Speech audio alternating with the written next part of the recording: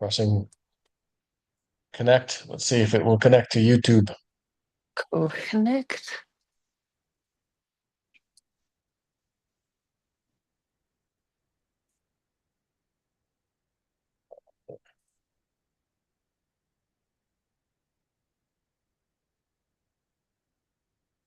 Try that again.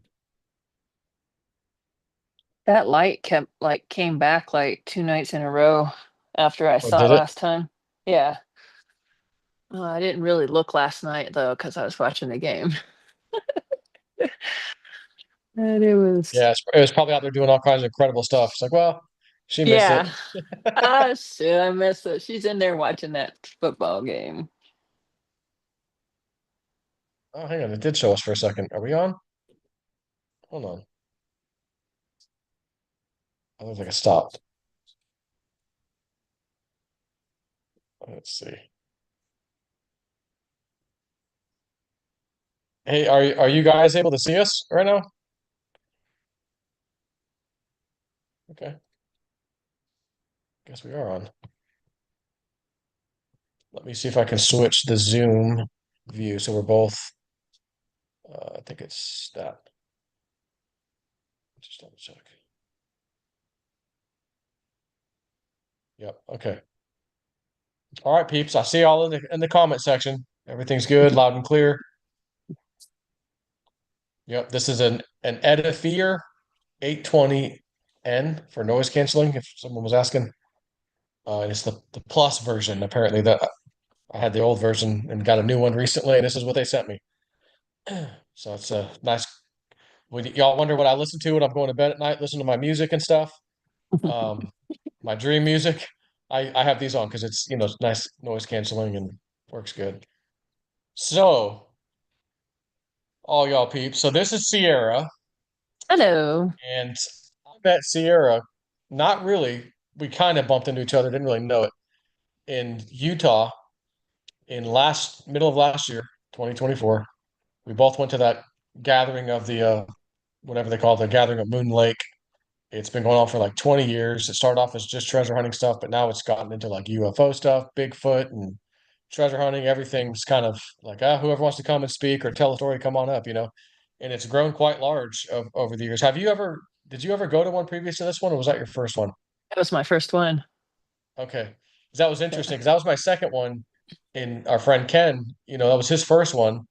And that's when he was like, I felt like I should just go here. I might meet the right people. And man, I met four of you guys, and you're one of them. And then there's like Sierra's this other one, and Walt's this other one. I'm not sure who the fourth one was. If it was Terry Carter or somebody else. I don't Yeah. recall. But I was like, yeah, I said I felt called to come too, and I just met you. I go, I think this is why I was supposed to come here. Honestly, because everything else was just like, you know. And it's funny, you were there, you won something, I won something. I don't even remember seeing you go up. Like, Yeah. until after the fact, we met. It's like, oh, well, yeah, we're there together, but I don't remember seeing you. Okay. So, anyways, she ended up coming to this little town that we go to when we're out treasure hunting and doing stuff in New Mexico. And she's like, yeah, I want to come out there. And, we both know Walt, and our friend Walt, through that same guy, Terry Carter, had interviewed him. I guess it wasn't last year. I think it was the year before, if I recall now, 2023. And he was telling this amazing story to Terry about when he was like 18 or 19. He went to those same mountains in this one particular area, this big wash, and met this Indian down there, just happened to be there. And the Indian told him, I'm going to make it short and sweet to tell the whole long story, that there was an opening in there somewhere. He couldn't show him, but there's one there, and explained that there was a giant skeleton, redheaded giant skeleton, slumped over on this giant table, sitting in a giant chair, and was dead. Still had some of the clown hairdo. It had the same thing with red hair still left on the skull, and there was a gold sword handle, a normal size human's hand gold sword handle that had like conquistador helmets and like engravings in it. And the Indian told him there was armor and weapons and treasure. There's like it was a storehouse. And so he's describing what the Indian told him. back in like 19, I don't know when it was, 78. 79, 78 or 79. Yeah. And, so he's all excited about this. Like he wants to find it, but the Indian won't show him where. Well, I happen to have a dream 3 days before that video is uploaded that I know it exists. And I'm in that room with the table. I saw a manuscript on the table, which the Indian told him there was a manuscript on the table also. And, anyways, but I saw two keys on the wall, hanging on the wall, and then just to the right of that was on the same wall was like a big, I think it was a wooden door, but it was a big door of some kind. And I never got to see what was behind the door. That's when the dream ended, basically. So uh, let me back up a little too. Many years ago, I had a reading from a lady named Desiree, a psychic lady, and she's like, there's gonna be this lady, this girl that she's gonna kind of, like want to join like what you're doing out there, doing what you're doing out there. She's gonna get wind of it somehow, and she's gonna want to join you guys. And I think she might be related to this Doc Noss character you've talked about that found a bunch of treasure and all that. And she's like, if she's like, the granddaughter or whatever, something of that nature, and she just walks up and you would happen to already find something, I don't know if I'd be like, hey, here's your cut because you're related. She goes, I feel like this person should work for it somehow. Maybe they have a map, maybe they have some knowledge, maybe they have something that contributes to the cause, just something. And I go, okay, all right, yeah, fair enough. I'm thinking, how the heck is someone just gonna find me, like some woman gonna find me like this? Like out there, like this is the weirdest thing. But I know she was psychic, and I know she's the real deal. So I just remembered that, I saved the reading, I save all my readings and stuff in a file on my files on my computer, all audio and everything. I have backups, just I have it all. So then again, fast forward now to just last year, I meet her because after I was done with the Utah trip, I immediately went to New Mexico. And while I'm there, the guy Ken that I met there, who's doing stuff out in New Mexico like me, is like, hey, there's this chick Sierra. Man, I think you should really talk to her. I met her out there at Utah. She was just out there. And did you meet her? I go, no, I don't think I met her. And he's like, I gave her your number, and I, I I'm gonna tell her to call you or whatever. It's okay. So we're out there.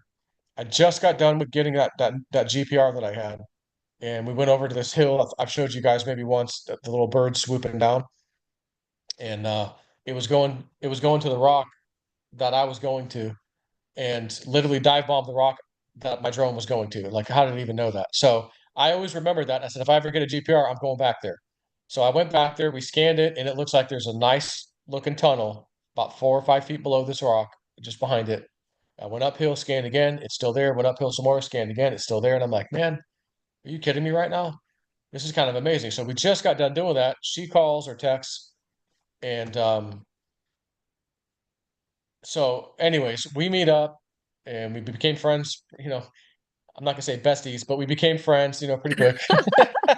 you know, and she's had an interesting story to tell. So I just want to give a little backlog. This isn't gonna be too much about treasure hunting, really. I just want to fill you in how we met and a little bit of the story.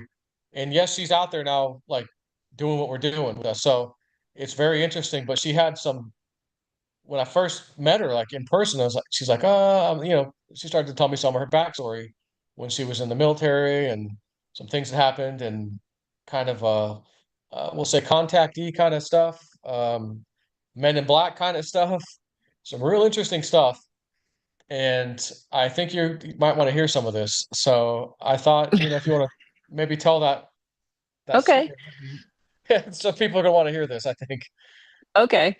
So I was in the military. I was in Gulf War, Desert Storm, Desert Shield, the very first one in 1990 under Bush Sr. And I came back from being in combat and I was out processing through Fort Carson and was in an apartment in Colorado Springs. And I was on a ground floor and excuse the cat, but um, I woke up basically, and there was a little gray being in my room, and it threw me into a tizzy, kind of into a whole thing. had just come back from war, so I was really, really on edge. And I slept with like a 38 under my pillow. I had all kinds of manners of weapons within arm's reach while I was sleeping. And I was frozen. And it happened over a period of about 4 hours of me noticing that a little gray alien was in the room, and I would panic and pass out. Then I would open my eyes, then it'd be a little bit closer until it was to the side of the bed. Um, when I was born, I would say I was born with gifts and abilities, psychic abilities, prophetic dreams, all through high school. I had prophetic dreams. It was a lot. It Not to get distracted, but basically I have a very strong intuition. I have a very strong certain gifts, mediumship and clairaudience and clairvoyant, what I can hear, see, I can Audio. hear, Yeah. see, feel all of that. And when I was younger, I just didn't think there was anything, you know, I didn't think I was different at all. But come to find out pretty soon, yes, because to me, basically walking around angels or people or elementals or spirits trapped on the other side would appear just as physical people to me. So it was kind of a confusing childhood. But um, Can so imagine. yeah, so when I woke up, I started to tune in because I can't even imaginable amount of time that I woke up, and because I couldn't move, I panicked and passed back out again. But I kept thinking, wait a minute, I think I hear something in the background. This time when I come to, because I was fighting to bring myself out of something that felt like sedation. And when I came to that time, I just listened. And this being was very close to the bed on the other side. I wasn't laying on my left side.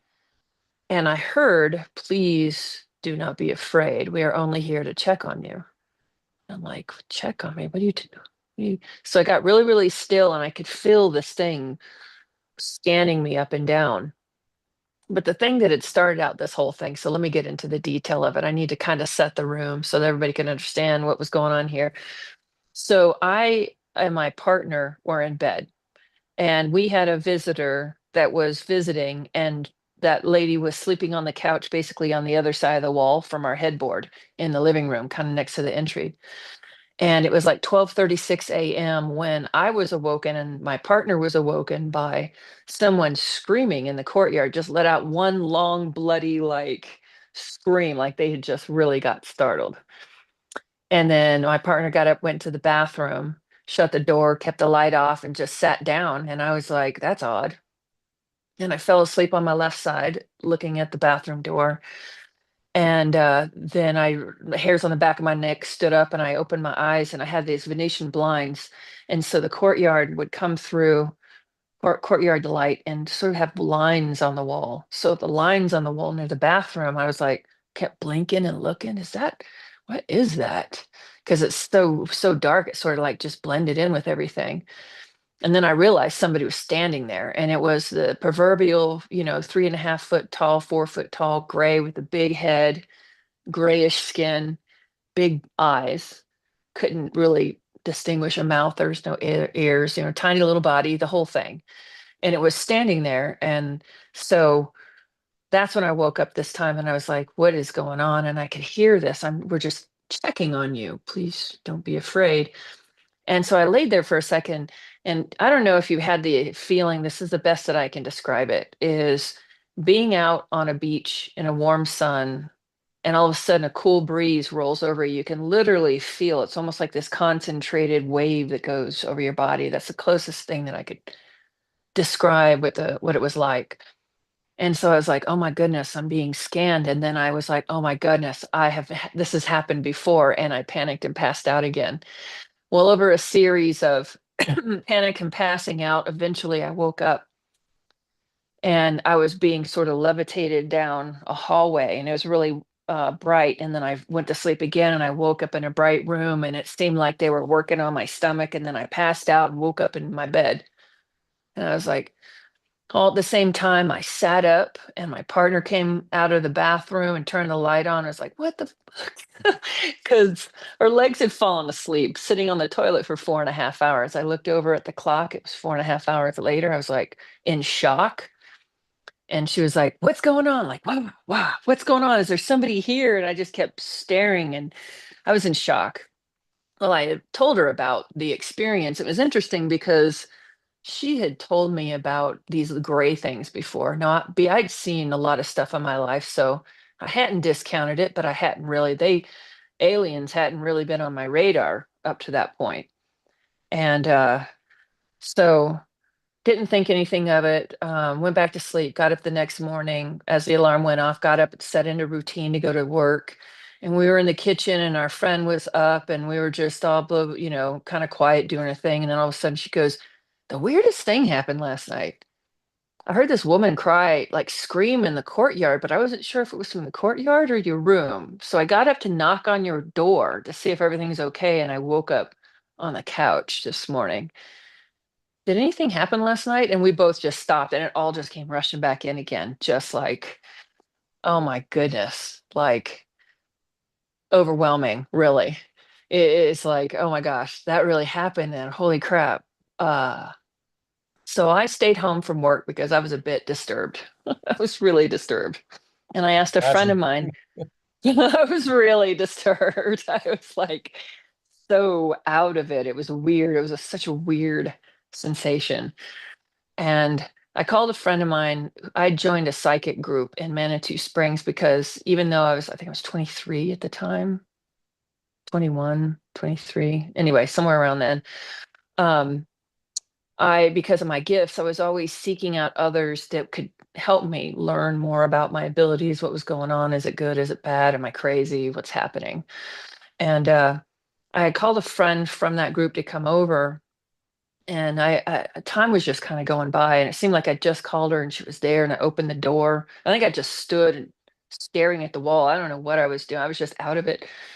Opened up the door. She scanned me up and down and she goes, you want to tell me why you're pregnant? And I said, that's not funny, Morgan. I'm gay and I haven't been with a man. So would you please come in here and let me talk to you about what happened last night? Well, she just shocks me by saying, like, oh, okay, well, yeah, those are the grays. They're the Zeta, they're from Zeta Reticuli, and they made a deal with the government in exchange for technology to the government. They would allow their citizens and mostly military people to be taken and experimented on. I'm like, well, I didn't give my permission. That's not okay. And if I truly am pregnant, I need to do something about that. Long story short, 4.5 months of the most insane life. It just changed me forever. Um, I did go to the store. I did get pregnancy tests. It was positive, but because I was also in the military, I wasn't going to go in at that time because it was a thing for women in the military and it was a complication about pregnancies and they didn't really like that back in the early 90s. And so I was like, I'm not going to the doctor, the military doctor, especially if they have something to do with all of this crazy. And I didn't give my permission, blah, blah, blah. Well, I started showing like 4.5 months into this crazy life where I sort of let these women in this group help me. And they were like, well, you're being tracked. If you stay where you are, they'll come and take the baby. What do you want to do? I'm like, oh, I want to keep the baby. I mean, geez, it's not anybody else's right. And so I lived this crazy life where I would go and stay at these women's houses and they wouldn't tell me when it was going to change. And they would just give me a new address and a new place to go the day that I was supposed to go to the next place just to try to keep things, you know, different. And then also I stopped doing construction. I was swinging a hammer as a framer. I uh, went and started driving the roach coach, we called it. It's the, food truck that would go out to the, yeah, hot and cold food truck that would go out to the construction sites. And it kept me moving and it kept me not ever in one place. So I wasn't showing up to work and working all day for fear of being taken again. And Anyway, about 4.5 months later, well, I had gotten in a big fight with my girlfriend because even though she told me about these aliens and she seemed to be pretty open with this stuff, when it came down to it, I think she thought I slept with somebody and got pregnant. We got in this big fight. We broke up. I mean, I can Um, imagine if you're yeah, showing and you're pregnant, like yeah, how you can explain that away. yeah. So Like, what can I say? I've never been with a man. I'm pregnant.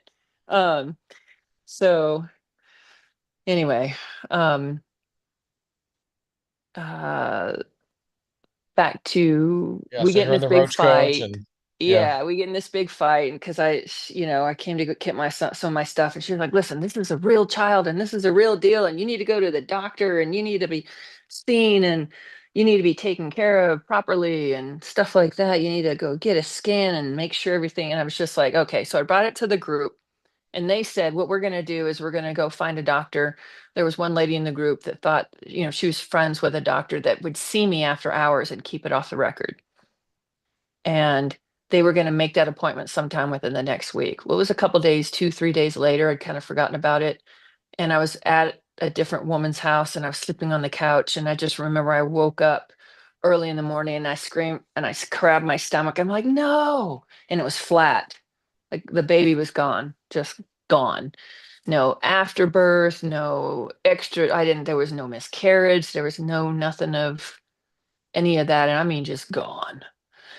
So it threw me into quite a tizzy. It threw me into a lot of anger and rage and how could they do this to me and what right do they have? And I got really angry and started calling everybody in my chain of command. And I had out processed into reservist, but I had a combat oriented MOS still. And I started calling my chain of command, what gives you the right? I probably sounded like the most crazy person ever. I'm surprised they didn't kick me out on some kind of psych thing. Um, but it was about a month later after all this, and my girlfriend, my ex, said, "Listen, I'm buying a house. You need to come get your stuff. This is the last day. Come get it, or it's gonna be gone." So I left. I was still driving the roach coach, and I drove it to the apartment complex. And as I rode up to the apartment complex, parked in the apartment complex spot was a four-door black sedan and two men in black with fedoras on. And this is before the movies came out about the men in Mhm. black and the fedoras and the whole thing and the glasses. And I pulled the roach coach up to the left side of it. And I just knew they were there for me. And I opened the door and I slammed the door and I walked around and I said, it's about fucking time that somebody paid attention to what it is that I was saying. And the whole time they're motioning like this. So I come around, back door behind the driver's side. He opens up, he motions in. I sit down, they get in, and we back up. And all of a sudden, I was like, "Wait a minute! I just got in the car with two strangers. What am I doing?" And so I stopped my questioning, and I looked down, and there was no way to open the door from the back seat. There was no handles. There was no locks. There's nothing. And I looked up at the driver, and I thought, I'm going to choke this guy out. And I thought of everything I was going to do, reach over, grab the seat belt, put my whole thing into it, make him crash or something, break out the window with my feet. I was in the middle of thinking about this. And then all of a sudden, I kind of came to. My adrenaline was going, and I mean, woof, woof. Like I was ready. I was ready. And I came to just looking forward, my hands on my lap, my adrenaline was gone, which is weird. Um, and I'd say where we were in the drive about 20 to 25 minutes later. And we had gone to the north side of NORAD and kind of the west back of NORAD as we were driving back there. And I was like, was it, that's fairly disturbing because I knew the city really well and I was looking around and how could I be out of it? Why isn't my adrenaline still going? Um, I never So had I one was like, thing. oh, that's Okay. crazy. That's just absolutely nuts. So I thought, they don't know I'm psychic, which is the dumbest thing ever. So I went into the driver's That's for brain cats. to hear what the driver was thinking. And all I kept hearing is, The grass is green and the sky is blue. The grass is green and the sky is blue. The grass is green, the sky is blue. Grass is green, the sky. What is that? Come to find out later, it's a defense against a psychic person. And then so I was like, oh, that's weird. So I looked over to the passenger. I kind of went like this because I was like, that dude doesn't look like he's got an ear. He definitely doesn't have any hair. And I was like, I'm going to go into his head and see. And the best thing I could describe is like somebody stabbed me in my brain with a spike.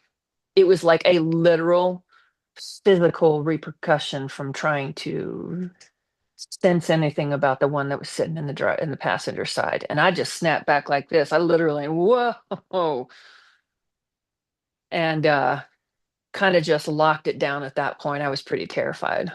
And they ended up taking me into a side service entrance for NORAD, getting out, parking inside of the mountain, getting out and starting to approach the first check-in. NORAD is a highly secured mountain with many entrances. And at every transition point, just as there would be in any base, there is a CO or person that you sign in with. And we came walking up to the first CO, and I started to stop like we were going to sign in.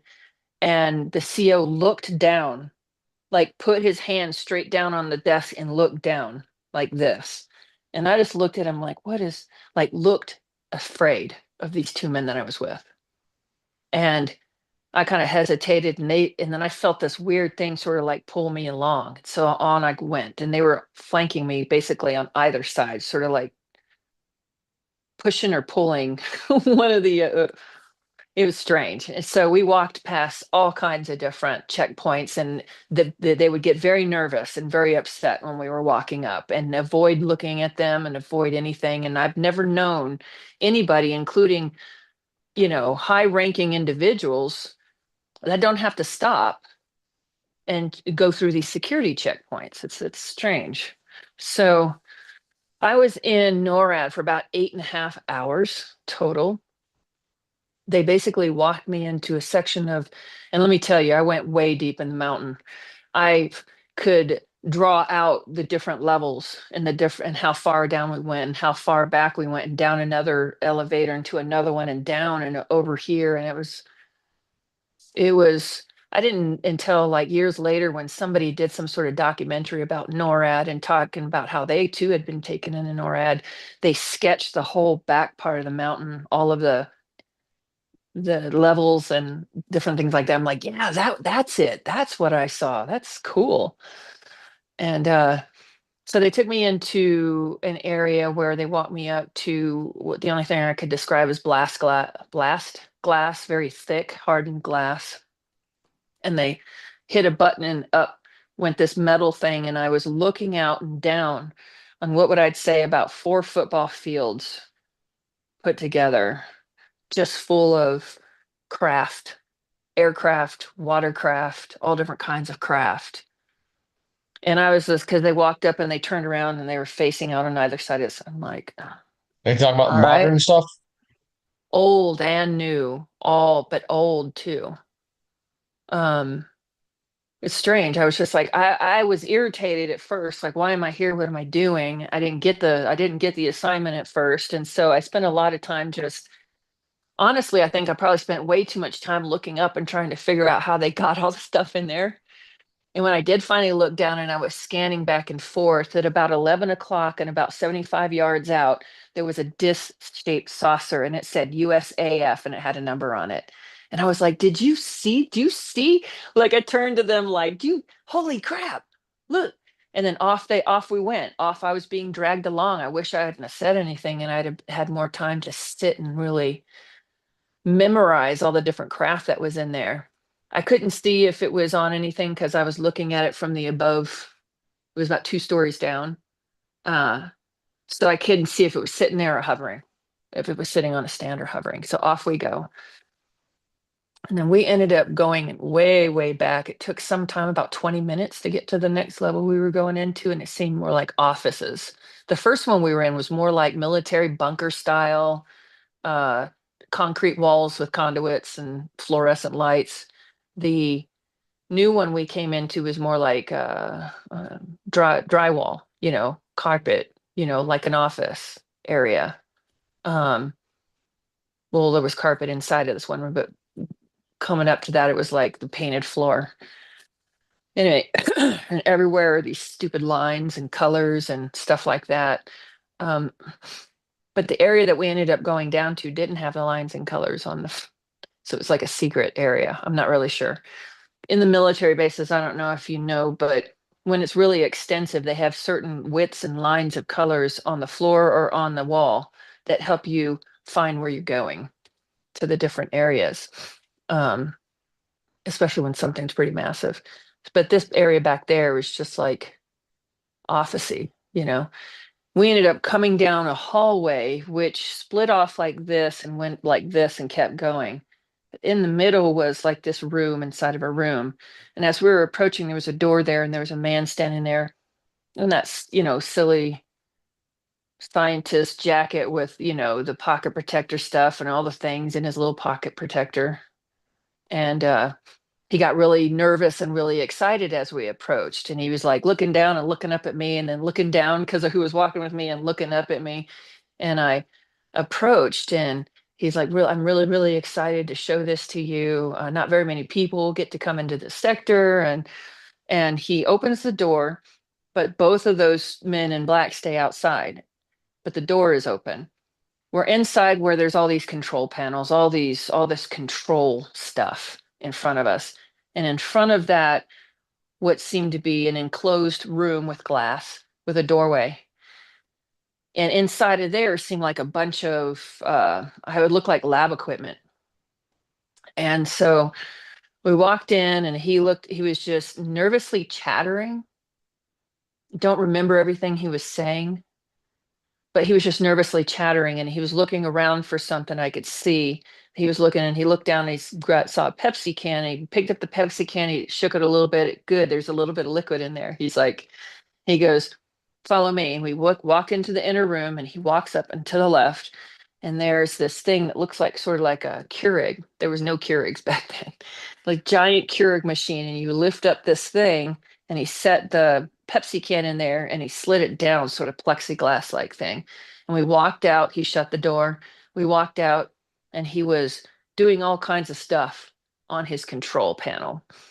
And then, I think it's really, really hard to remember most of what he said, but like little bits like, it took a while to perfect the frequency. It was really exciting work. I'm really glad I got to be on this project. And he looks up and he hits something. And I look up and look at what he's looking at, and it's the Pepsi can in the thing, and all of a sudden it disappears. And then he points over there, and I look across the room, and it seems to rematerialize just like in Star Trek. And I looked at him and I said, bullshit. I mean, it's just knee-jerk reaction to something I've never seen before. And I said, bullshit. And he goes, and he laughed. He goes, follow me in, and went in and he lifted the thing up. He took the Pepsi can. And I remember too, because this old Pepsi can from the 90s, early 90s, what it looked like, the logo and everything. He shook it. He took something out of his little protector pocket knife and he scratched an X in the bottom right-hand part of it. Walked back over, put it into the same one over on the left. We came out. So this time when he was doing stuff, he pointed like, don't take your eyes off of that. And so I'm watching it, and then he does the things, and then he points over there, and it dematerializes and points over there and it rematerializes. And I'm like, God, what do you think that this is? Like, what is this Star Trek shit? I mean, really? I mean, where the hell did you get this from? And when he had gone inside and he grabbed it and he turned to me and he was like, oh my gosh, it's really, really exciting. We were able to recover. And it's like somebody choked him off. And as we turned around, I thought he was going to say recover. And as he turned around and faced me, his eyes got really big and he got really, really afraid. And it's like somebody choked his vocal cords off. And I turned, and the one that I call the non-human Men in Black was standing in the doorway. And I think stopped him from saying something. So like immediately I was drug out, energetically just like pulled out of the room. Off we go. And then we go off down and this way and that way and really far back and really far in and over in a completely different area, more like soft. And we kind of went into something that smelled and felt a lot like a hospital. And let me tell you, I know, because as somebody who can sense the dead from the time that I was a child, I want nothing to do with a hospital or a gravesite. Just leave that alone. The trauma and this everything, I don't want to be hounded by that, those spirits and stuff like that. So I started to get tense when I started smelling like hospital like smells, the sterileness and all this other stuff. And they ended up taking me into a room and then into another area where there was another wall that was much smaller. And they hit a button again and a glass rolled up. And on the other side of that was a 6-foot dead gray on a gurney, on a stainless steel gurney with like this glass or plastic dome over him. And it wasn't square. I remembered it was rounded. And I was like, huh. And again, they just lifted the thing and stood and turned out on either side of the thing. And I'm just like, this is ridiculous. What are they trying to convince me of here? That's kind of things that was running through my head. And I was like, okay, they don't know that I can go into somebody's mind. So I don't know why I thought that again was dumb. So I went in and I just closed my eyes and tried to focus on that thing just to see if I could see any remnants, any I mean the dead pictures, one on the that dead one gurney? on the gurney. Okay. And then all of a sudden, I've seen it more now with the direction and stuff like that in movies where, especially in Star Trek, that I love that show. It's so funny. I was like coming down on it for it, but it wasn't until after this that I actually got into Star Trek stuff. But these scenes where something happens and it goes dark, and all of a sudden it comes on, it goes blap, blap, and you're just getting hints of the scenes as stuff is unfolding, and then you sort of come to. Well, that was what was going on when I focused on this being. It was like flashes of him being tortured, and it was very disturbing. And he died being tortured. And I got the impression that he was unwilling to give them whatever they wanted. And it wasn't until later in life, and I talked to hundreds of thousands of contactees that, and different people that have claimed to be ambassadors, that the 6-foot tall grays are the ones that are actually the minds, the operators behind the little drones, which are the 4-foot tall, 3.5, 4-foot tall ones. They're just worker bees. And the tall ones are the masterminds. They have all the knowledge, they have the sentience, stuff like that. And that's what they had tortured to death. So it was very disturbing to me. I snapped back like this. I started to shake visibly. I started to cry. I mean, I was not happy with the feelings that this being had in its final moments. So off we go, and I just sort of blanked out. I just stopped looking at all the different places we were going. I stopped memorizing the levels we were on. I was just, they're going to kill me. They're going to kill me. I'm going to die today. And they brought me into, it felt like more like back up higher and then more towards the front part of NORAD. And they took me into a room, a room with a long table, and they sort of drug me along to the end of the table over there, and I sat down, and they were just standing here. And I sat there a good 30, 40 minutes at least. And then a man came in wearing a flight suit I didn't recognize. It was tan, like Air Force flight suits or Navy, or that you get in. You're a pilot. You get inside the thing, you zip it up. You know what I'm talking about? Mm-hmm. It's like overalls, but it's Yeah. yeah. So, but it was like the color of desert storm sand. Storm sand is which I didn't know of any military branch at that time to wear those. And so it was confusing to me until many years later, I was interviewing Captain K, super soldier whistleblower that came forward. And I got on a private call with him because I was still trying to figure out my own story and the different pieces, although I was sharing a lot of my experiences, little bits and pieces I was holding back to myself to try to put together for myself who my father is, because my father wasn't in my life. That's a different story, which should probably be touched on too. But before actually I finish this story, I need to go back to when I was born. My mother was in Orlando, Florida, and she hung out at the Ranch Cafe. Some people might know about that back in the day. I guess it's not there anymore. It's really popular. And my mother looked like Linda Carter. Like, I'm not even joking. They could have been twins. And she was very tall, 6'1", very beautiful. And she was young. She was 16 when an officer from the McCoy Air Force Base, which was a top secret Air Force base that they did a lot of stuff at, um, approached her and seduced her basically, and they started dating, and she became pregnant and had me just before her 18th birthday. When she became pregnant, she hung out with this guy for 6, 8 months. They hung out all the time in a house off base. He was an officer, so he could live off base with other officers in a house. She never went on base with him. She didn't have clearance at that time. She would have had to marry him and get her own ID. But she knew his roommates really well. Well, she was all super excited, was head over heels in love with this guy. And she's had a lot of memory manipulation. And the only thing she can remember is the guy's name is JJ. She can't remember his last name. And she said he had eyes that would turn from gray to blue to almost brown, back to blue and gray again all the time. It was just, they changed. And I was like, that's interesting. She said they would just lay around and listen to music all the time. That was their thing. Well, she went to go tell him that she was pregnant. When she found out she was pregnant, shows up at the house, and he's gone. And the roommates are like, he's been transferred. Where has he been transferred? You don't understand. I'm pregnant. I need to find him. They're like, listen, it's top secret, lady. What he does is top secret. Like, we don't know, you know.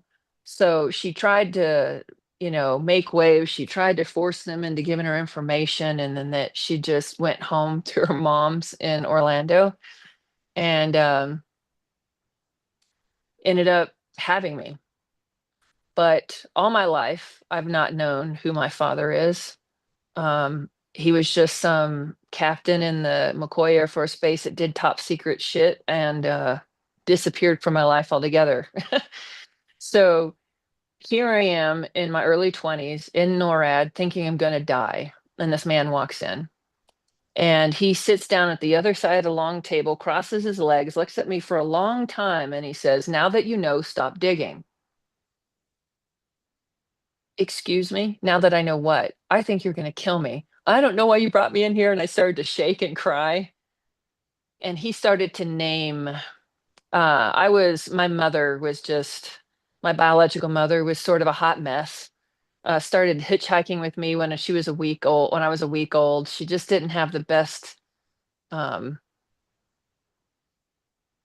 don't know, intuition about people, and ended up going with a lot of really abusive people. So we were removed by the state when I was 9. And I had 4 brothers and sisters by different fathers. And we were placed into the foster care system. I wasn't adopted till I was 13. There's a reason why I'm saying this. Then when they came to take us, I was the eldest of 6 because my mom was looking over 2 kids that weren't hers. They were just with kids from one of the dudes she was dating. And so I felt responsible for them all, being the eldest and all. And it was bad. Like, I had to steal food to feed us, and she was gone often and running back and forth between different men and leaving us here and there. And it was a bad situation. So I was actually ultimately glad. But I promised her when they came to take us away that I was going to find her. I asked, what do you mean I can't see my mom? When can I see my mom? And they said, when you turn 18. I said, okay. So when they came to get me, I just told her, listen, I'll come find you when I'm 18. It took me till I was 24, 23. And I just basically, so I must have been 24 when this happened. That's what it is. I found my biological mother and my biological family about 6 or 8 months before this situation happened with the gray showing up in my room and me being pregnant and a whole bunch of stuff. I know I'm jumping around a tiny bit, but my friend that came over that day that told me I was pregnant and told me about the gray zeta reticuli thing, she said normally, well, she says the ones that have been successful, the hybrids. And I'm like, what are you talking about? God, what are you talking about? I mean, she just was blowing my mind. She was like, the successful hybrids, they lost their ability, the grays lost their ability to reproduce. They made a government contract with the government. We will give you technology in exchange for access to DNA, genetics, people. And so I became pregnant through this program, but this woman, Morgan, said, listen, call your mom and ask her if she's ever seen a UFO. I said, I just met my mom 6 months ago. I don't want her to think I'm crazy. And she eventually talked me into it. And I called my bio mom and I said, hey, please don't think I'm crazy. She's like, you can tell me anything. And I said, but I have a question for you. I said, I had this really crazy experience last night. It's really got me upset. Have you ever, and this is by the prompting of Morgan, seen a UFO, dreamt of a UFO, dreamt about an alien, seen what, and I couldn't even get it all out before she was like, yes, yes, yes, yes. She said, Sierra, you didn't have a normal, like that, your whole conception and everything wasn't normal. She was said, uh, I don't know, like the first 6 months that I was pregnant with you, I would have what I would consider to be angels, or these really beautiful beings would come to me when I was sleeping and talk to me about you and tell me you were going to do all this stuff. And just the fact they were talking about my child and you're going to be okay, it made me feel better, especially since your father just left us. And, but she said when you became 6 months old, it changed to something else that very much upset me. Very much upset me. She said, I felt like there were military people, like I was being taken against my will, like they were doing stuff and I was fighting them and to you in my womb and I was fighting and fighting and fighting and I don't know. I don't know if this was the thing that really made her nuts, why she acted the way that she did, but she really does have a lot of damage from those experiences, a lot of PTSD or whatever you want to call it, trauma. But she said it was a lot. It was a lot. The entire thing was a lot. And so she just said, I didn't want to remember anymore. I didn't want to see these dreams. I didn't want to have any of these experiences. And I just asked not to remember anything. And she's like, I don't remember my dreams to this day. Could be also from some of the trauma or whatever. So I thought that was interesting. So it was some validation. And then I did end up talking to my grandmother, who was raised in upstate New York. And she said, I said, Grandma, I've got a really crazy question for you. Have you ever seen a UFO? She said, it's funny you asked me that. I had this experience when I was 16 years old in upstate New York. I was on the farm, but my family had gone in to town and I was just staying there doing chores, taking care of stuff. And I had this strange feeling. It was the middle of the day. And I thought maybe it was them returning home. And I just had this instinct to walk to the front door. And I walked to the front door and this thing was coming down in the lawn in the front lawn. What do you mean thing, this craft, it came and it landed. I said, well, what did it look like? She said an upside down tea saucer. I said, oh, okay. I said, you remember anything else? She said, no, I don't remember anything else. So this man, all of a sudden, when I was freaking out, shaking, crying, saying they were going to kill me, started naming the names and addresses of my adopted mother and father who had divorced at the time, and then named my biological mother and my biological grandmother and where they were, which was actually still in Orlando. And I just stopped talking. And he looked at me like very seriously, now that you know, stop digging. And I was like, okay. And the next thing I remember is waking up at home in my apartment that actually was sort of like this hotel thing I was renting. The roach coach was back at work. My items that I was supposed to go pick up from my ex-girlfriend's apartment was in my hotel room. And I'm just standing there staring at the wall. I look down at the watch, it's 8:30 at night. what in the world just happened? It it was something I wanted to bury, to be quite honest with you, and I did for many, many, many years. And I just started and things in my life I've had contact and I've seen many different kind of beings. I've seen Bigfoot, I've seen angels, I've seen elementals, I've seen all kinds of crazy stuff. But there are like periods in my time of my life where I feel like I'm being visited by them and it comes and goes.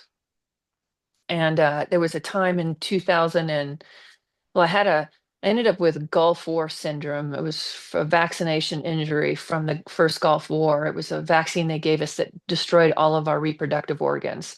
Men were coming home and having kids without arms and legs, and it I remember that. just, yeah, it absolutely destroyed every bit of my reproductive organs. I had to have an emergency total hysterectomy to take everything out when I was 30 years old, and it put me into surgical menopause.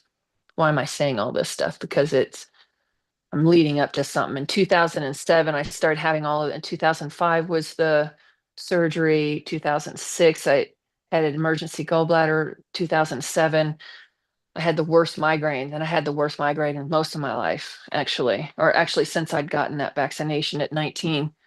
And it was just terrible. I was just constantly in the emergency room, constantly dealing with this stuff. Ended up having a total hysterectomy, and I was running a multi-million-dollar custom spec home building business in Summit County, Colorado at the time. I was one of two female contractors there, making spec homes and entering into the parade homes and stuff like that. I had no time to be dealing with my hormones all over the place and going into surgical menopause and stuff. And so I started taking Yasmin, that birth control pill that was killing all these women, and they kept it on the market even though they knew it was killing women. And as a hormone replacement therapy, and woke up one day and started having massive strokes, and I was bilaterally stroking. By the time found my way into the emergency room, because the first thing you do is logic goes out the. I should have just pulled over when I was driving and just called 911, but that's the first thing that goes out is logic when you're having a stroke. It took me about an hour to find the emergency room in a town that should have taken 5 minutes in Frisco, Colorado.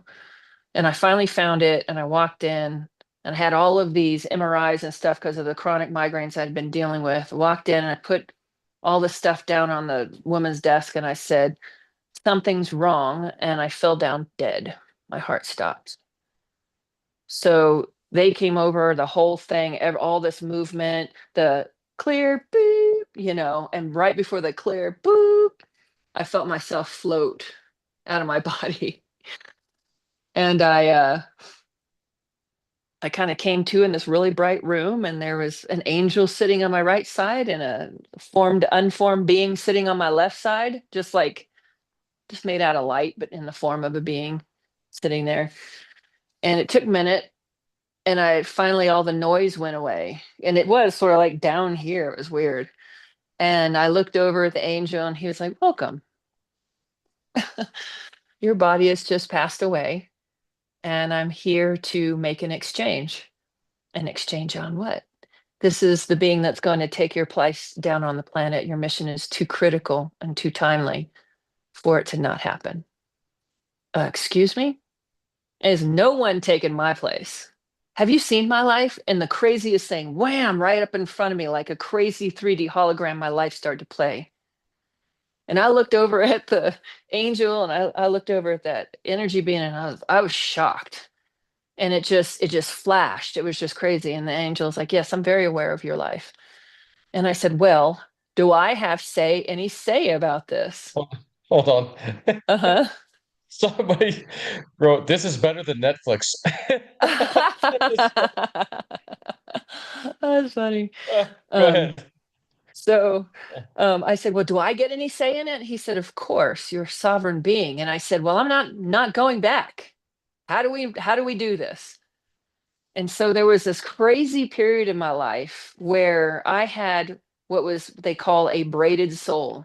There was another being, a consciousness in my body, an energetic connection to me that wouldn't normally be there.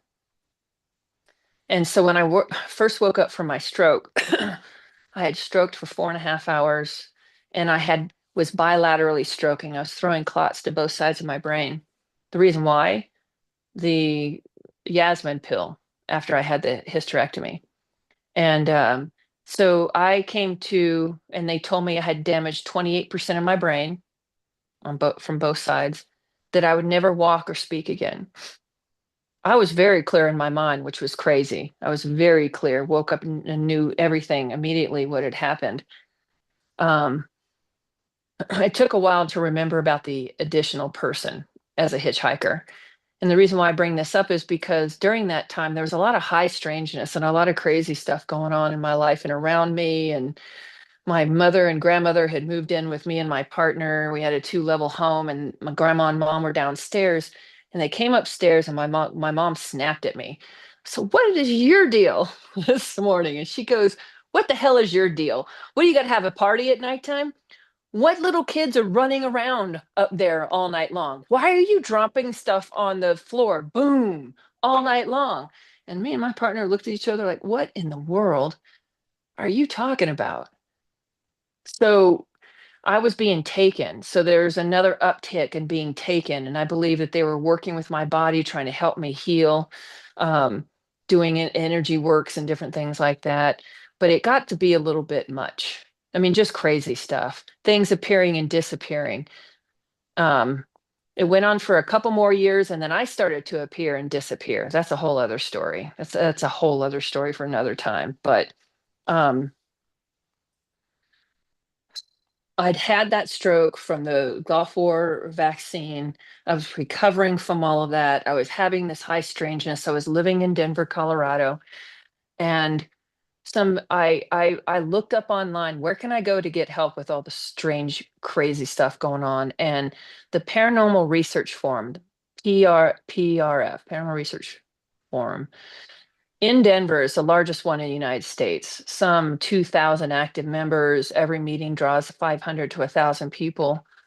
And every month they have a meeting and different people speaking. So I started showing up at these things because I needed help. And I eventually got connected with a man called Don Daniels, who wrote a book, Becoming a Cosmic Citizen. And he started to help me learn to meditate and try to connect with what this thing was. I always felt like I was being watched, you know? And we ended up developing a really close friendship. And long story short, there was a woman who, her name is Tasha, or Tashina, she goes by, and she claims to be Octurian, like 90% Octurian, and was raised on a Navajo reservation here. And Don knew her from a alien abduction support group he was going to, and kind of coaxed her into coming out. Eventually, she came out and as an Octurian, and was at one of my conferences whenever I was putting on a couple conferences in Sedona. And reason why I'm bringing her up is she said that she had gotten a visitation. Her daughter had gotten a visitation from a being that glowed and floated, saying that she was my daughter and that she'd been trying to get in contact with me, but that she couldn't reach me. She couldn't get through the veils. She couldn't reach me. And so she ended up calling Dawn, and Dawn ended up calling me and connecting Tashina and us having a long conversation. And I was like, what is her, I mean, what does she look like? And she was like, she was this beautiful, giant crystal blue eyes, this light colored hair, long. And I'm like, why was she hovering? I don't know. She said, well, how old does she look like? She only looked like she was about 9. I said, that doesn't make any sense. She should be much older than that. You know what I mean? It had been, 20 years or something like that. It doesn't make any sense.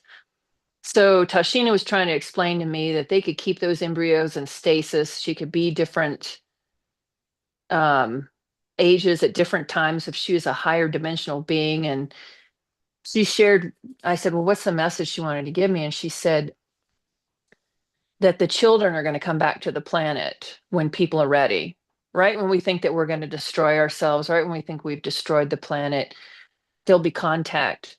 And the first ones that will live in open contact with everyone on the planet to be prepared will be the hybrid children. I thought, that's interesting. Well, what does that have to do anything with me? And she told my daughter, supposedly told Tashina to tell me that we would act as a bridge when the time came, when they were going to be introducing the children and so on. And I said, I'm going to take active part in this. And Tashina was like, well, that was my understanding. And so it gave me something sort of look forward to, because that pain of, honestly, I'll be honest with you. I'm a skeptic even on my own self. I constantly if that really happened, you know what I mean? And I really had a child and then lost my ability to have children in this lifetime, that really fucked me up. You know what I mean? So having that stripped away from me and taken away from me, it was always hard. There was always an emptiness there. And to have that information come back to me and to be told that at some point that child would be in my life and will act as bridges, ambassadors, whatever you want to call it. It gave me hope that I would be able to really finally reconcile for myself that that was a real experience. I really had that happen, and that person or that being is real. So, I started doing some work right after that. I ended up moving from Lakewood down to Sedona, Arizona, and I started putting on conferences, and I started working with a medicine woman there who also works with oils. And we started doing some inner child work. And out of the blue, when we were doing this meditation, and it just had nothing to do with nothing, I didn't think. But I'm sitting there and we're meditating together and just sitting in this space. And then all of a sudden, whoosh, I am back in NORAD again. And I'm sitting there with my hands like this, and I'm staring straight forward. And that man had got up and he walked around and he leaned in right here, really, really close to me. And he said, you need to stop digging. You're in great danger. I'm your father. And when the time is right, you'll remember this. But you got to stop digging. And it was like whoosh, and I started crying. I was like, oh my God, this guy that I had thought for so many years was like the face or the antithesis of the military that was threatening me. This man is my father? Like the craziest nutty thing. So I'll bring back in Captain Randy K again. And he says, Captain K tells me, I said, listen, I need to know who this man was. And this is before, or sometime right around the same time, I think. Like, what is this uniform this man is wearing? Yeah, I had the information when I asked Randy, what uniform is this? I think this might have been my father. And I described it to him, and he said, that's Space Force. Well, what we know is Space Force. It was called Secret Space Force. The Secret Space Program. Secret Space Program is what everybody was referring to it back then. And then when Trump was elected on his first term, then he created Space Force because hopefully he's the president that's going to let all this stuff come out. You know what I mean? I think he is. I really do. But to create this Space Force, and I just sat back and I was like, and their emblem, and I'm like, is nobody questioning this? I mean, it's right here in front of everybody's face. Now we have active duty service members who actually know what's going on out there. And have always been of the opinion that there's been sort of this great breakaway of a group of individuals who just want to have so much power over everybody on the planet that have been out there trading commerce with extraterrestrial beings that have been representing humanity on humanity's behalf, doing things, garnering wealth and power and technology, and they're hiding it. They're keeping it from people. They're privatizing everything that I know come from alien tech. I'm speaking on a device, my iPhone, came from alien tech. I mean, Yep. I've seen healing beds that have regrown arms and legs in the military. It's it, it's frustrating. It kind of pisses me off sometimes, but that's sort of like touching in all the different things um, about myself. Uh, I don't, and I used to for many years. Like I joined was it Starseed Hotline back in 2009, 8, 9, and 10. No, 2008, 9, 10, 11, 12. I first started out as their chat room monitor, and then I ended up becoming a host with Lavendar and Ariel, and it was the three of us. And then I left them in 2012 and went to the 2012 scenario at the time and became an editor and had my own radio program on there called Let's Talk 2012 and Beyond, because everyone, Steve Beckow, the owner of the 2012 scenario, which then he turned into something else on when it turned over to 2013. There was like all of this misinformation out there, and there's all of these spiritual people and enlightened people thought that we were just going to automatically in 2012 just ascend to the next level. And I kept going, no, that's not, it's not how it's supposed to go. This is a physical ascension, and the planet and everybody on it's going to go through this. We don't just get to poop, and then this Buddhist idealistic of raise yourself up out of the frequency and escape from all that. No, I'm sorry, that's not at all.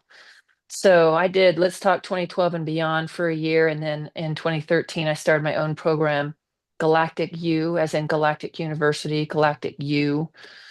And I had that for 6 years, 4 years, and brought on a lot of different people. That's when I interviewed Captain K, the whistleblower for the Mars 20 and out thing, and I would have all these people on my program, including, I can't remember the gentleman's name at this time, but he was the one in the very beginning that was working with Q that came out and was trying to explain to everybody how United States citizens, it's United States is a corporation, and they leverage our social security number against us for our labor for the rest of it. And they have all the money and the Yep. resource from it.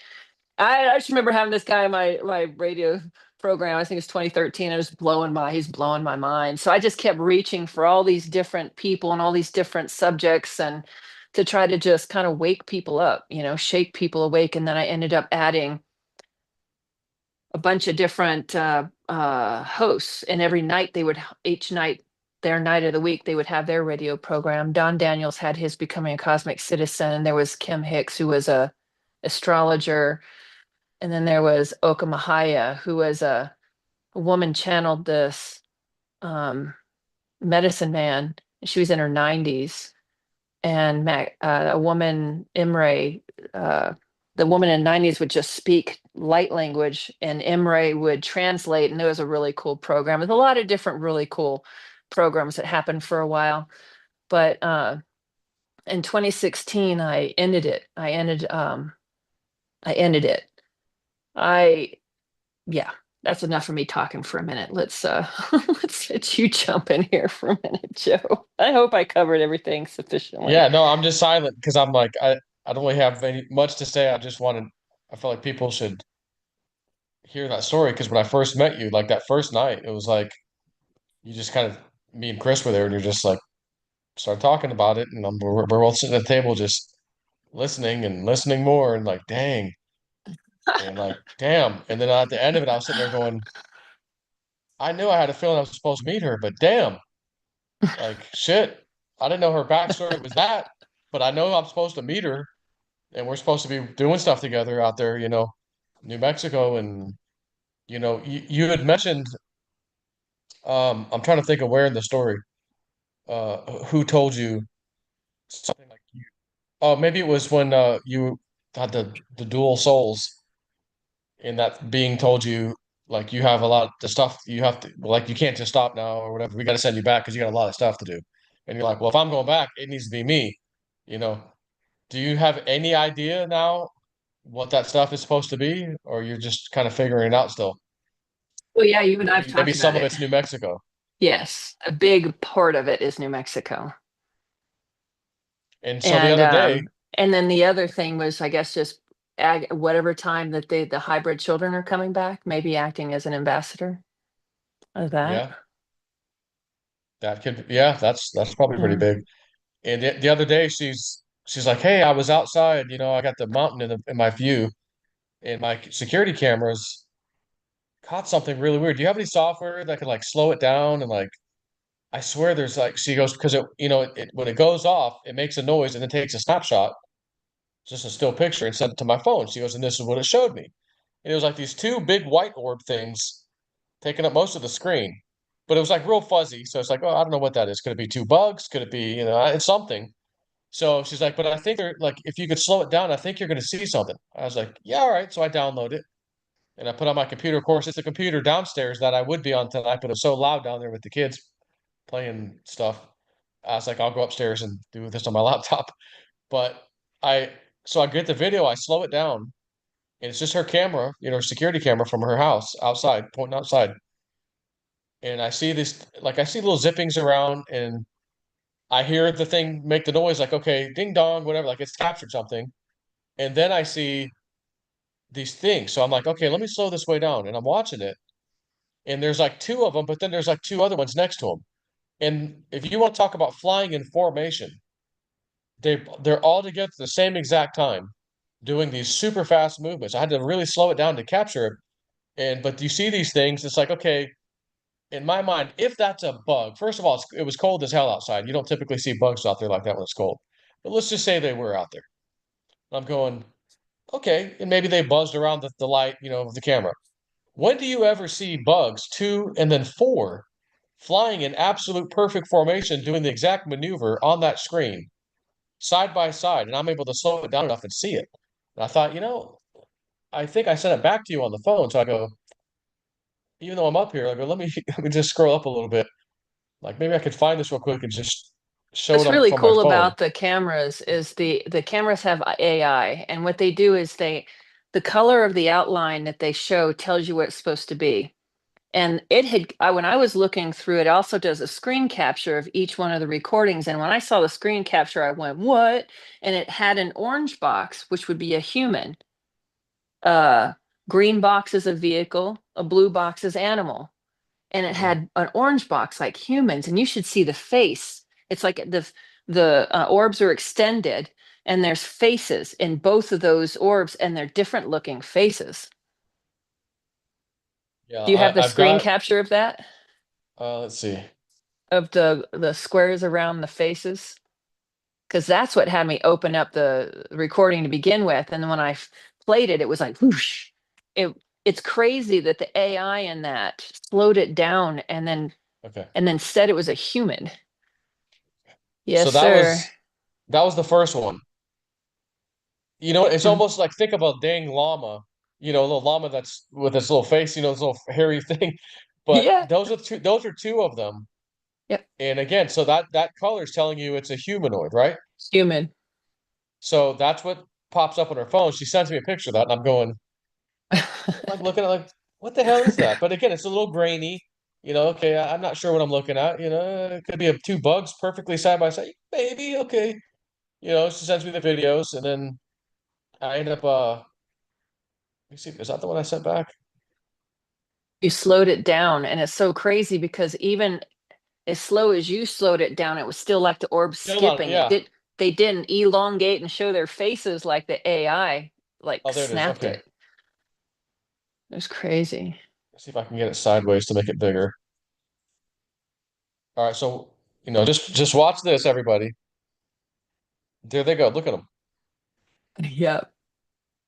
And I'm gonna let it keep going because I think towards the end, they do it again. I think so. Yep. They fly back out. And Yep. and again, I've slowed it down. This is slow motion, like not crazy, but let me back it up again one more time just for fun. Catch that. So this was on the heels of a couple of days after me going, Joe, there's a light over blank mountain. Yep. And he goes, no Look at kidding. that. which is basically the direction that my camera faces is towards this mountain. But I'm sitting in my recliner and I look out and I'm seeing this orange thing out, and I'm like, what?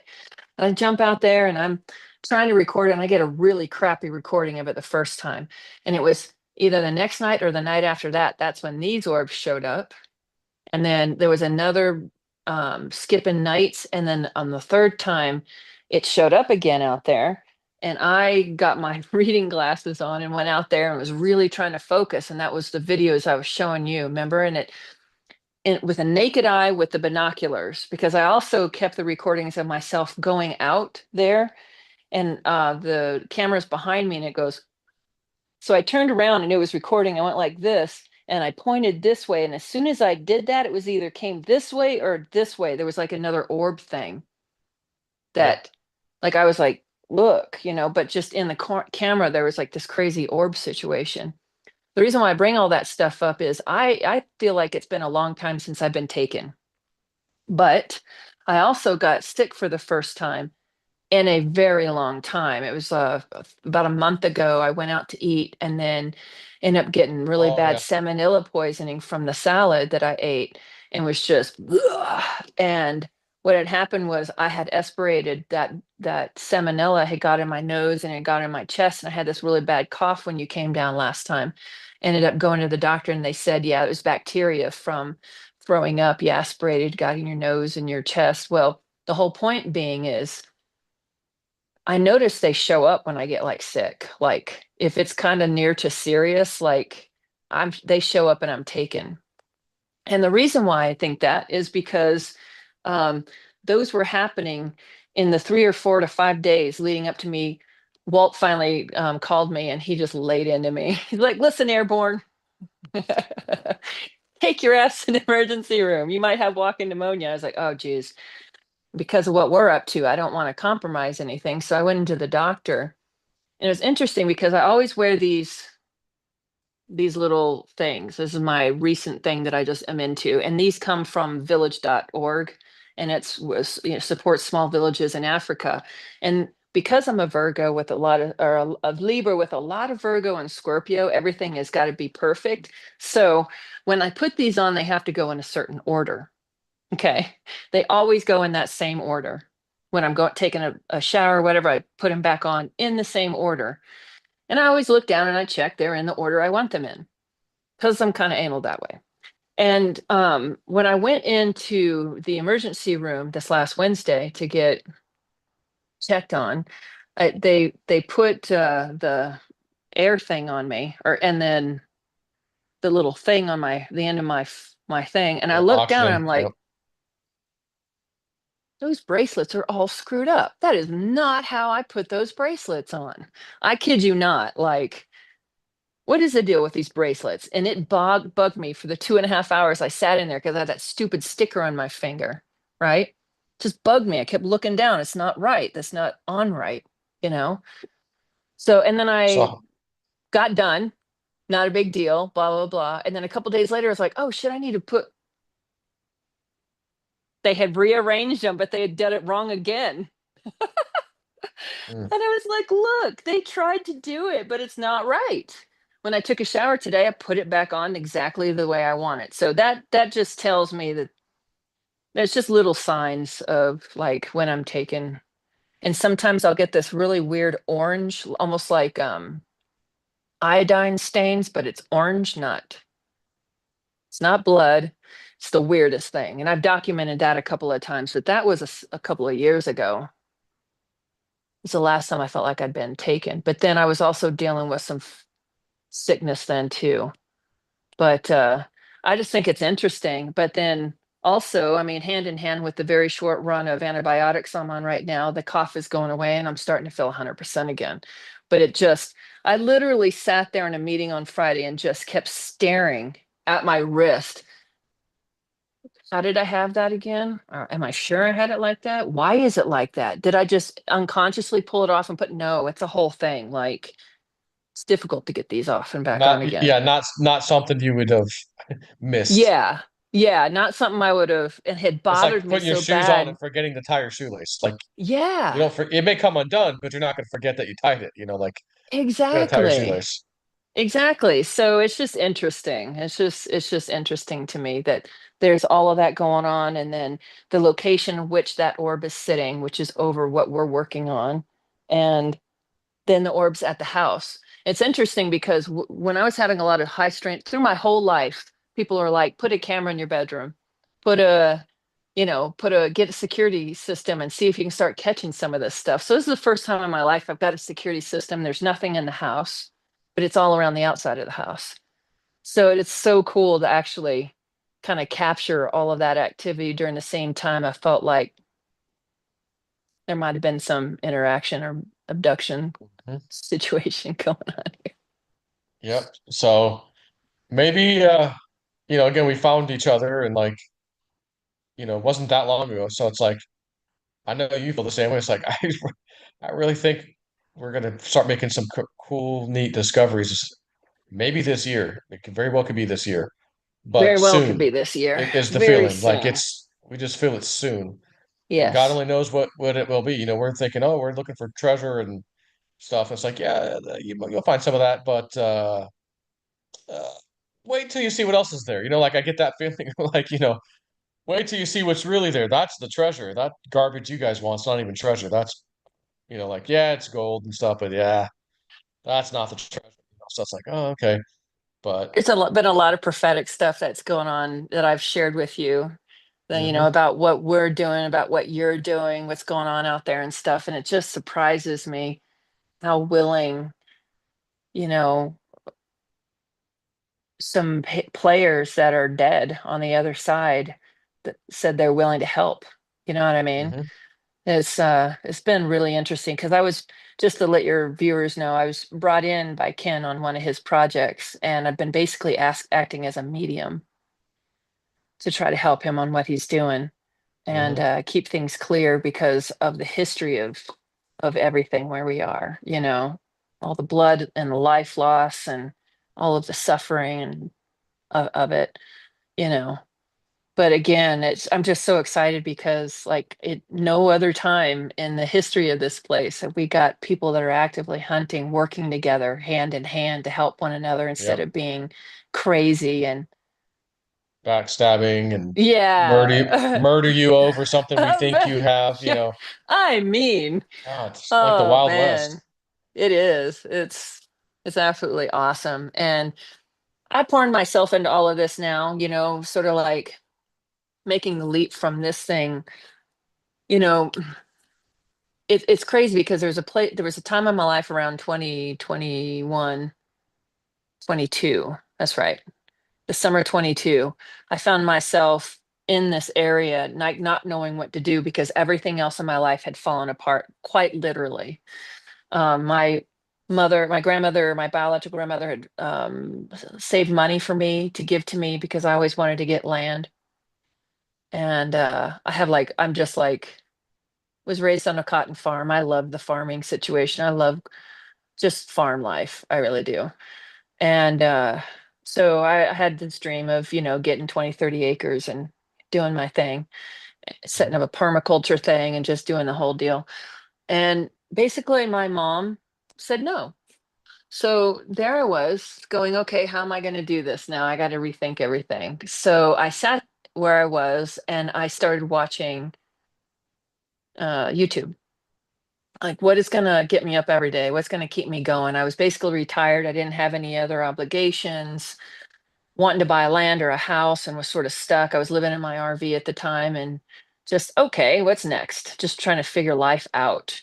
And I just kept asking spirit. I kept asking my ancestors. I kept asking, what am I supposed to do? Because it's been very clear to me since 2019, really.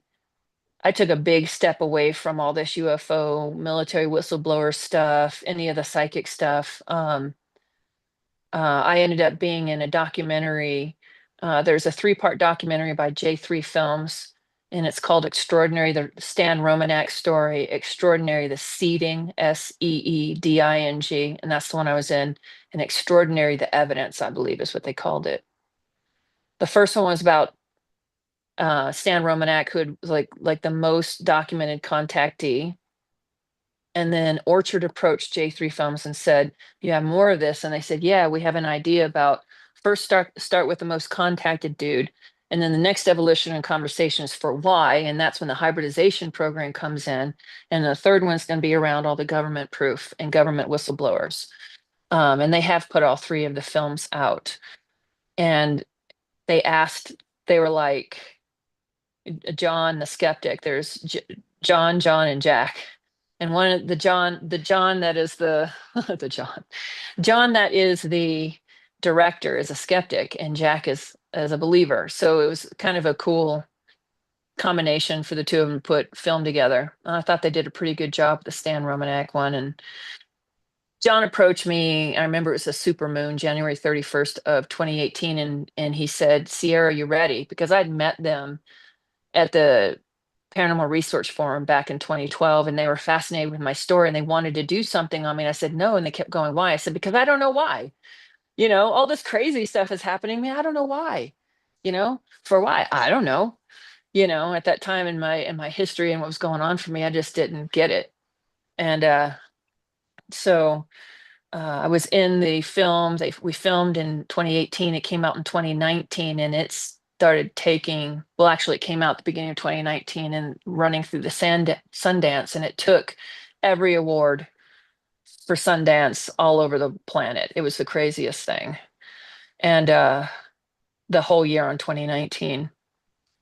And then I was afraid to bring my story out and it was funny because Orchard, after we get off the phone call with John, and he finally talked me into, "Yeah, it's time. Are people ready?" He believes they are. "How are you going to do this? Are you going to say it from our point of view, the actual experiencer, not these talking head researchers who think they know?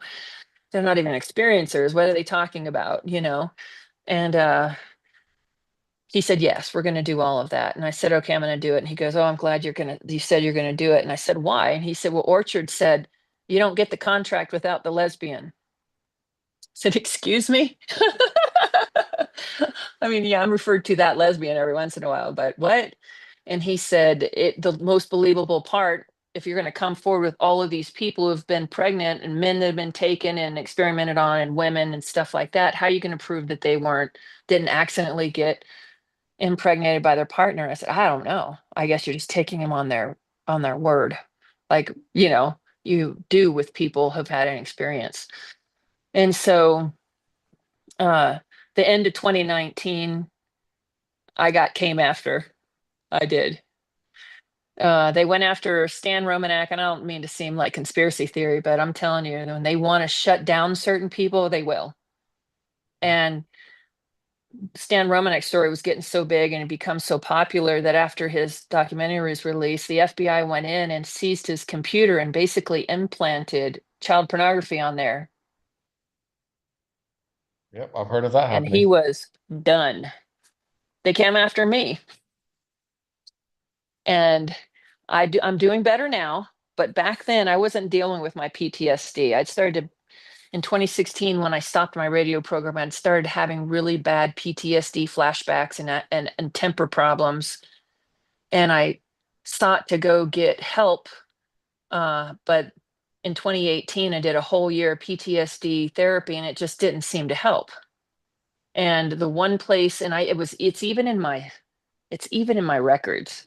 The one thing that I was having a trouble with back then is my road rage. It was even in my 2018 records, being treated for PTSD road rage, because I was trying to get this counselor woman to help me figure out how to stop losing my shit when I was driving in Denver. Anyway, so what was I'm in some state I don't know in Washington, and some guy comes and rams himself in, and I was like, flipped him off, and he flipped me off, and I was like, "Oh, that's trigger number one." So I at least knew from my training that I'd just been going through, the year before, disengage. So I got over in the right hand lane, and there was a semi behind me, and there was a blue car in front of me that didn't really have enough room, but when this guy jammed himself in this big truck. Um, Anyway, I get over and I just let it go. Well, it says in a half a mile, go left, and the road was going like this. and I needed to be back over in the left-hand lane. So I sped up a little bit more and the guy sped up. I slowed down and he slowed down. He wasn't going to let me over for nothing.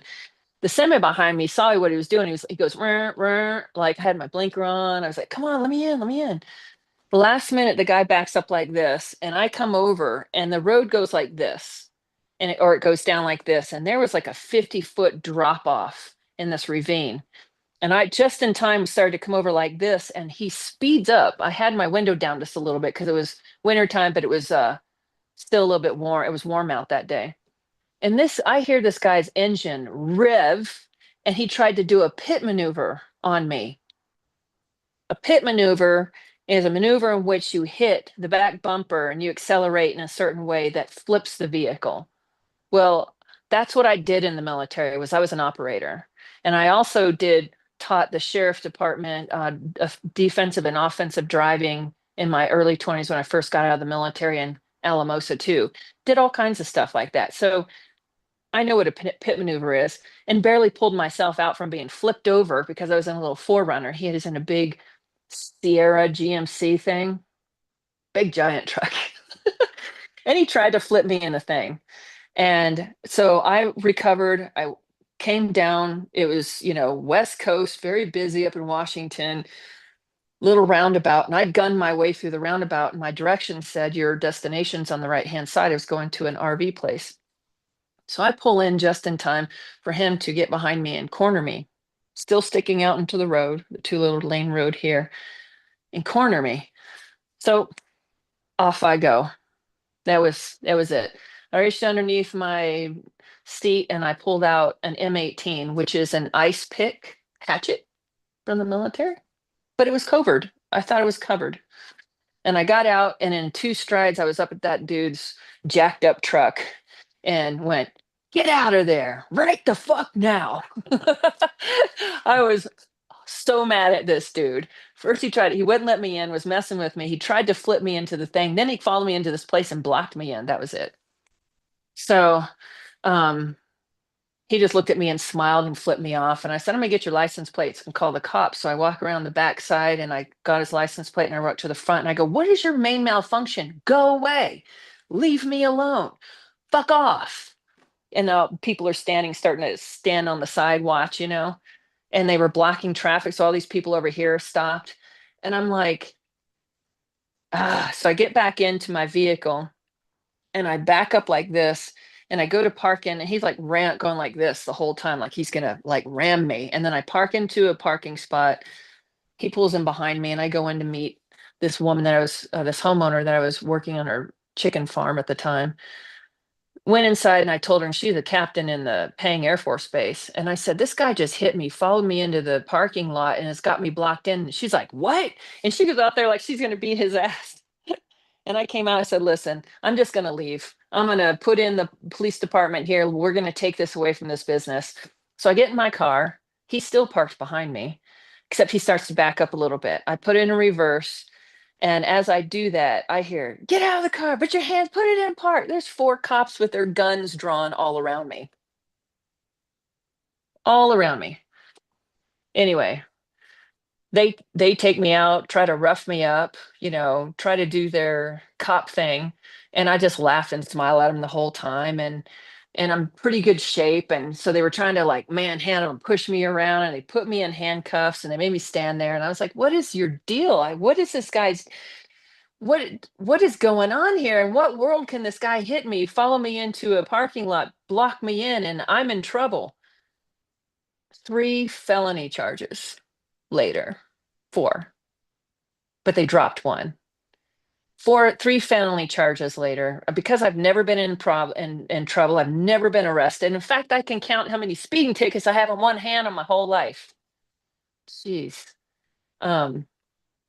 So they hold me, release me, and charge me, and then they kept me there for 6 months, having me go in and first thing in the morning, 2 hours away, drive from Oregon over across the bridge to Washington and go check in like a damn common criminal. It was the most degrading experience I've ever had in my life. It took me 2 years and $10,000 to Yep. fight those charges, and they were all dropped. I think I got out of there with a misdemeanor of displaying a weapon in public. That's it.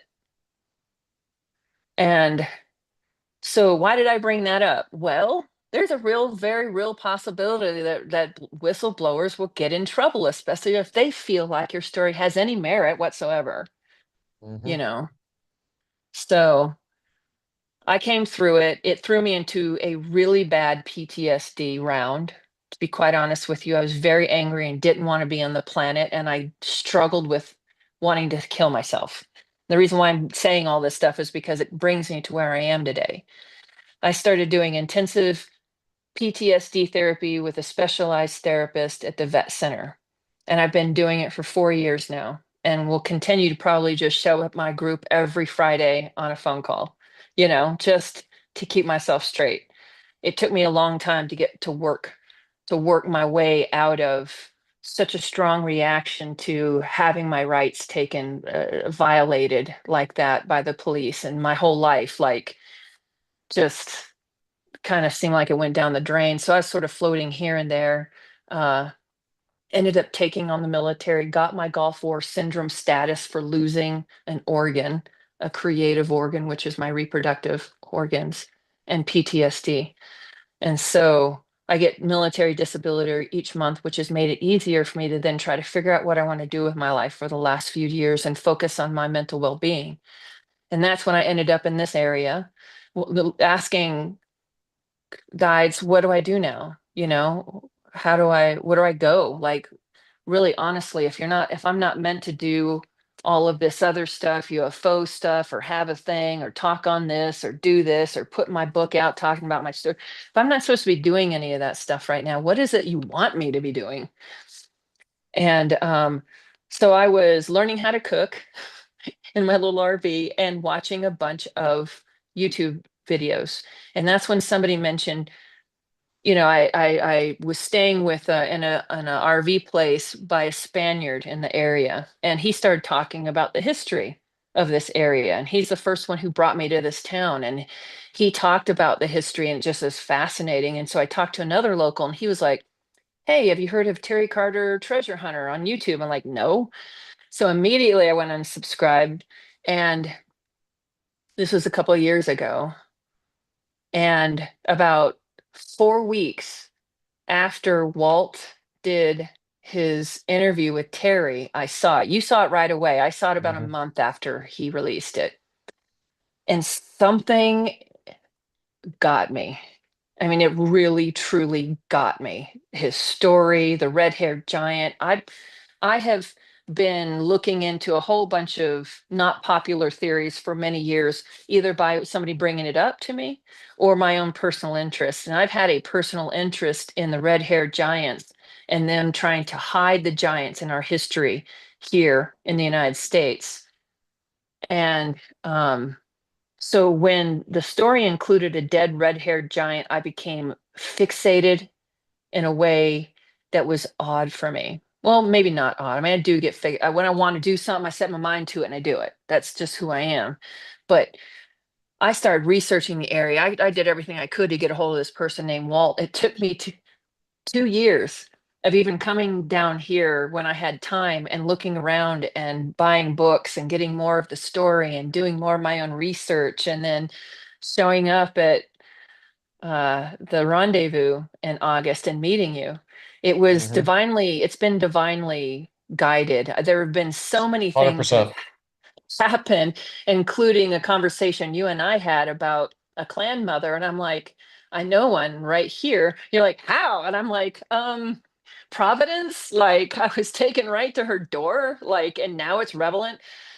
There's so many things that have happened over 2 years that just become so relevant to what we're doing here right now. And that's how I know it's right. And then in November, I was like, all right, am I just totally fixated on this stuff? Do I have the fever? What is my deal? Is it that I'm just lackluster and don't have anything else in my life, or is this for me? So I went home to Pueblo at the time, and in November, and I got home just in time for the psychic fair to happen there. And I very rarely get readings by other people. But I walked in and I walked in with my whole entourage. Like, I did ceremony, asked all of my everybody to be there, like, help me guide me to the right person. I've got some real serious questions here I need answered. So I walk in and I'm looking up and down the whole hallway of people, and I look over and I see this older lady, and she looks up at me and she looks up at me again and she smiles.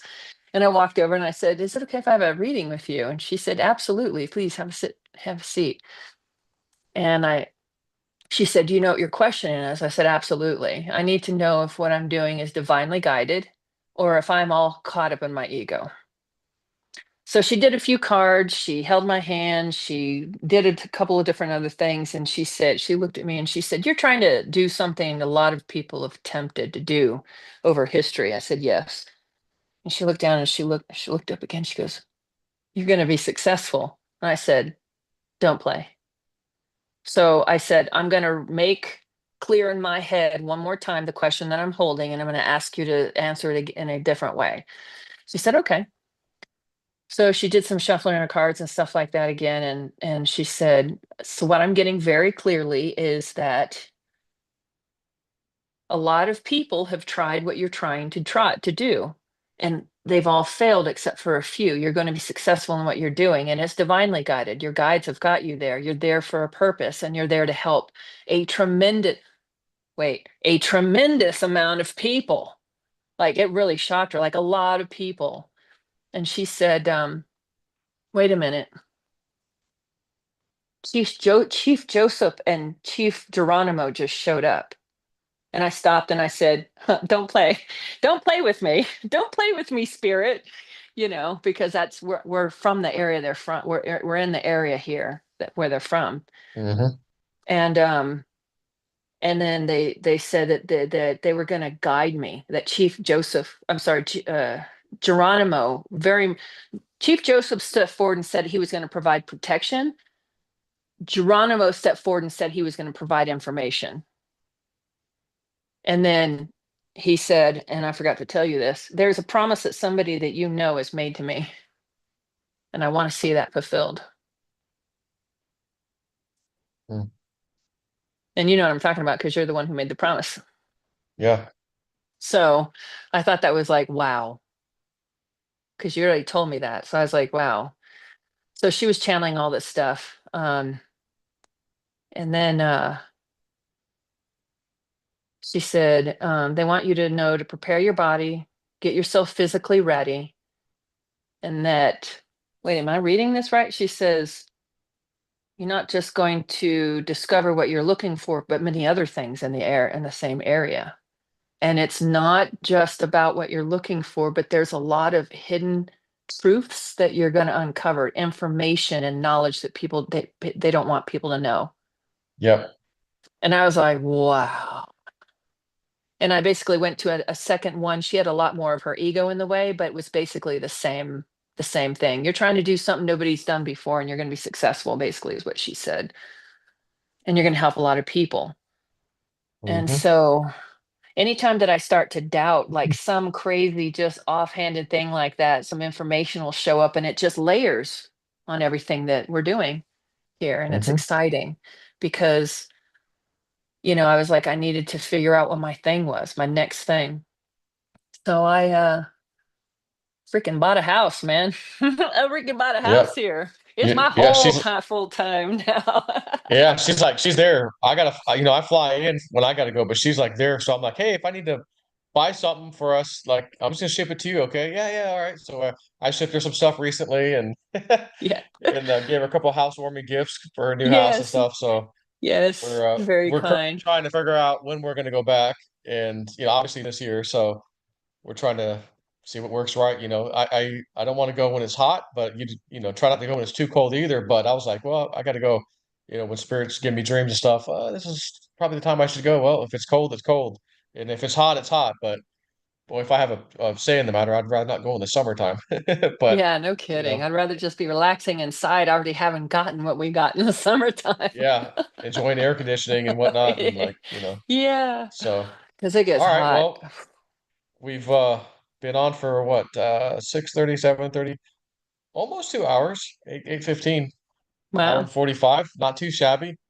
Yeah. So we'll have to do another video at some other time, maybe as things progress and some woo-woo comes our way and some more short stories to share. Mm-hmm. So thanks for coming on. of course, we'll be in touch because we're always in touch.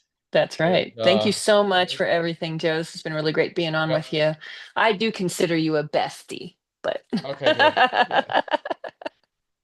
Oh yeah, just so you all know, I'm always joking and being silly and stupid sometimes. So it was kind of early on of us interacting together out there, and we were doing something, and we had these little walkie-talkies. And I didn't ask her. I was just like, "Les one to Les two, come in, please. Les one to Les two." And she's like, Les two, go ahead." Like, just having fun, joking. It's yeah. just about having fun and stuff. So it was fun. But anyways, thank you everybody for tuning in and listening to her story. It was fascinating to me to hear it, and even a second time, just going, dang, and knowing that I know it was part of my path to run into her and work with her. So it's gonna be, I think we're gonna have some interesting stuff to share in the future and talk about and that sort of thing. So on that note, Sierra, till I see you and hear from you next time, Thank you thanks for so coming much, on Joe. You're the best. and take care. I'll talk to you later. See ya.